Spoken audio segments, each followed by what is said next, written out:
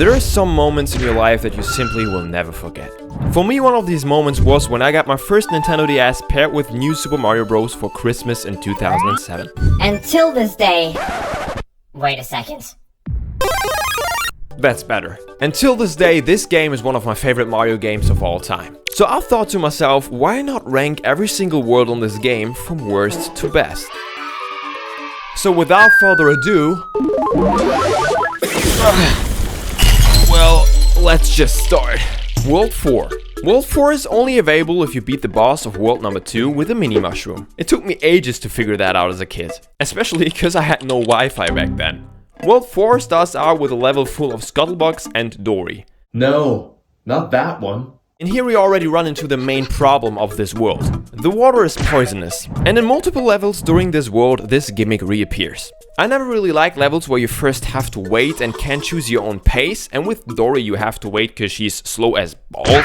And second off, I never liked levels where you are one hit like in this poisonous water right there. Maybe that's cause of my lack of skill in video games, but still. Dory also appears again in the level 4-6, and the poisonous water is basically the main feature of this world. Great! There's a few other levels without this gimmick though, like 4-2, which probably is the best level of this world in my opinion. Another level which is an underwater level, which is always great. And actually one of the best ghost houses in the game though, which one of the most memorable enemies of the entire New Super Mario Bros. Franchise. Balloon Boos.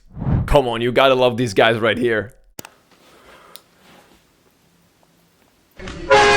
The tower is kinda average, but the castle is an actually amazing level. With all the swinging platforms, it actually can be a quite difficult one. The boss fight is a bit disappointing though. I like the idea of finally having a Goomba as a boss, but it has to be one of the least creative and one of the easiest fights in the entire game. Which is quite sad, cause the bosses in that game are amazing. By the way, while editing I just noticed something. That's a normal tank! Monty, you got some explaining to do right there. What is that? So that's why world number 4 is in last place. I think not a single word in this game is bad at all, just to clarify that. I just think there's a lot of worlds that are better in this game than this world right here. Well, actually every other world is better than this one right here, but you know what I wanted to say. World 2. World 2 already consists of a lot more levels that feel like you can decide your own pace in them and that you can just kinda rush through. Well, not 2-6 though, that level...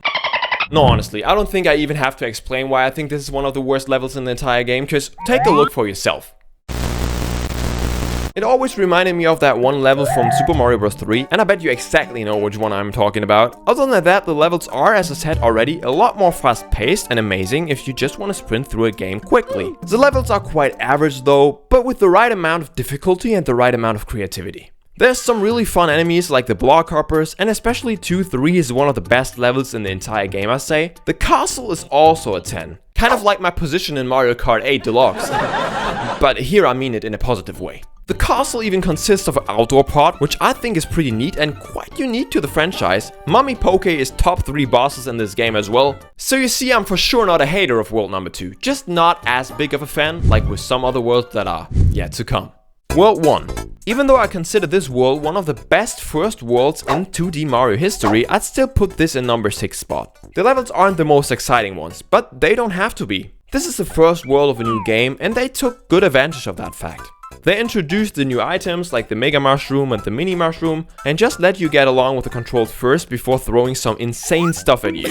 There's your classic grass plane levels, your classic 1-2 underground level, and to make 3 times a charm, they kinda kept the same concept of the 1-3 levels of the original Super Mario Bros. As well. In general, this world feels like a homage to the first game anyways, and I think that's kinda sweet.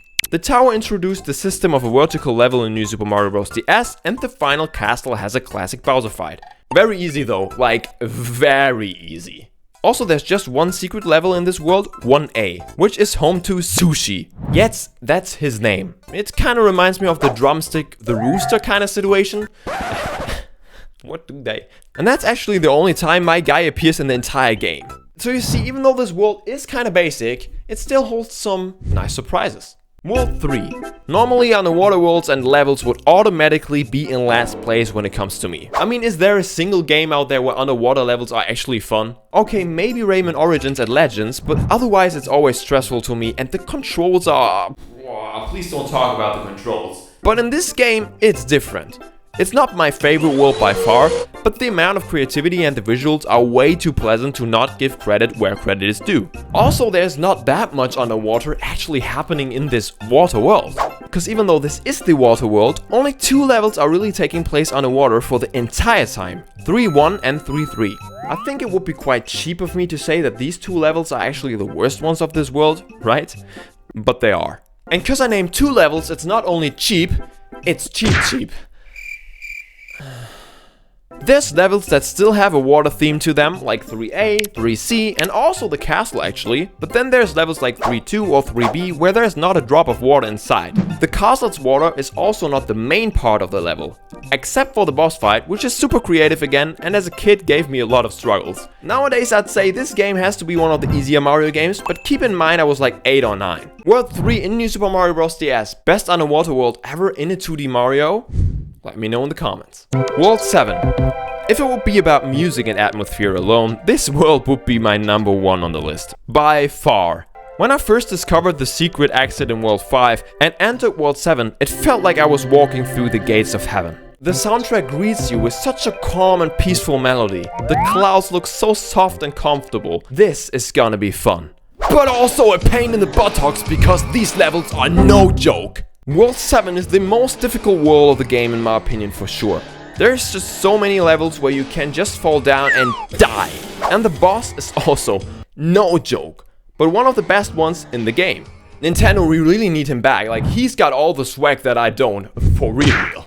The variety of level is not as big as for example in World 3, because most of the levels actually take the sky theme as the main idea for the gameplay. There's exceptions though, like 7A, which introduced squiggles. I mean, who could ever jump on that? Mario, no! But even though the world is kind of heavy on the sky theme, it doesn't get boring when there's literally levels like this. Man, I love this game. Also, you need to find the secret exit in this world to actually beat it, which even makes it a bit more difficult on the brain area. But as someone who has played enough brain training, this is a cakewalk. World 8. World 8 is the world with the most amount of levels in this game. And that's mainly because it's split into 2 sections. You know, the classic, haha, this wasn't the last level troll that Nintendo definitely never pulled before. Yes, funny. First, we have a mix of levels that kind of feel like Halloween levels, and actually are, and 2 underwater levels, of which one is home to the best enemy in the entire game, Mega Omagi. I think nobody ever will forget the first encounter with him. Even though I almost always forget that he is in the final world of the game for some reason, but it makes sense to keep the best for last. So there he is. After beating Dry Bowser in the castle, the second part of the world appears. This part is more lava and especially volcano based and has a more classic World 8 type of feel, if you know what I mean. The levels are also some of the most difficult ones in the entire game. When I first played 8-6, I was stuck for like 10 minutes because I didn't realize the feature of this game that you can walk to the left and you come back out of the right. I was stuck as a kid and I was like, what is going on here? But then it clicked. If I would have played Mario Bros back in the day, maybe I would have understand, but I was 9 years old. I've never seen an NES in my life at that point. World 8-8 is a nightmare though. Actually not if you rush through it, but if you want to collect everything and need to navigate your way around all of these bombs and the volcanic rocks, then it is one of the hardest levels in this game for sure, if not the hardest one. The final castle is a puzzle level, but is actually quite easy to complete if you take a closer look to it. Especially for someone who has played enough brain training. Yes, we know, Professor. The final boss fight is a hassle though. It's one of the craziest fights in Mario history. Well, you can just use the Mega Mushroom and that's it. World 5. When I see this right here, I want it to be December already. This world screams Mario Bros. DS to me. Carefree, sweet, and with so much soul and personality. And I'm only talking about the overworld.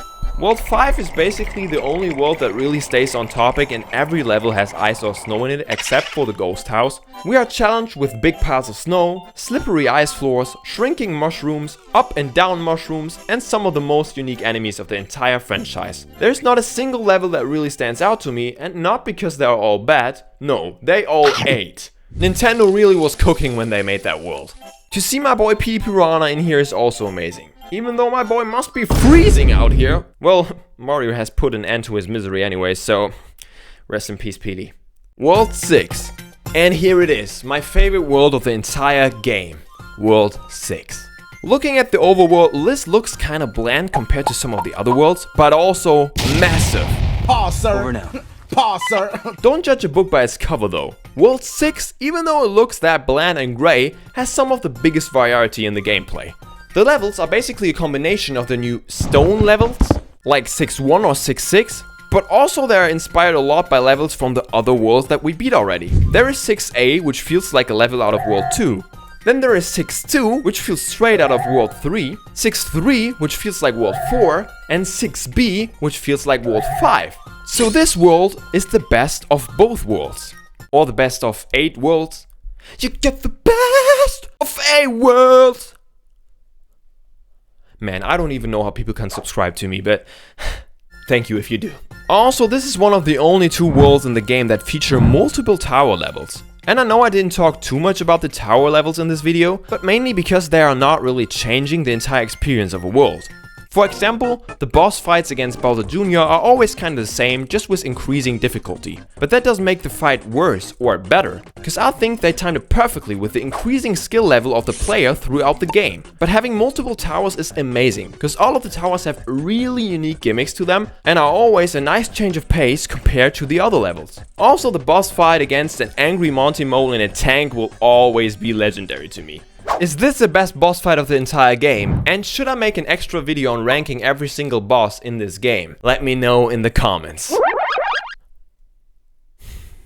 For real? Thank you all so much for watching today's video. If you enjoyed it, please consider to like and subscribe so we see each other again. Until then, God bless you all, stay healthy, bye.